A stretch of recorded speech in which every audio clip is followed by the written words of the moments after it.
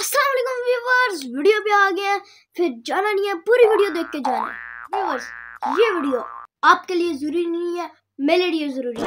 तो नाज़रीन, उम्मीद करते हैं आप सब ठीक हो। तो आज का जो करते हैं शुरू। Welcome back to another vlog. तो दोस्तों, मैंने आपसे कुछ मशवरा लेना था। आप मेरे व्यूअर्स हैं, तो मैंने कहा अपने व्यूअर्स से कोई मशवरा लेते हैं। मैं कितने दिनों से व्लॉग नहीं बना रहा था, तो मैंने कहा अपने व्यूअर्स से कोई ये मशवरा लेते हैं। तो व्यूअर्स, आप मुझे बताएं, कंटेंट बताएं जिससे मेरी वीडियो मिलियंस में आप मेरे व्यूअर्स हैं, लाइक शेयर सब्सक्राइब करते हैं, आप मेरी वीडियोस देखते हैं। तो ऐसी कोई कंटेंट बताएं जिससे मेरी वीडियो मिलियंस में जाए, मिलियंस में। और व्यूअर्स, इस वीडियो को लाइक शेयर सब्सक्राइब करना मत भूलिए।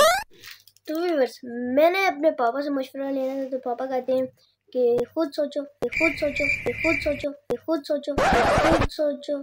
मैं सोचता मैंने कहा क्यों ना अपने सब्सक्राइबर्स व्यूअर्स से पूछते हैं कोई कंटेंट।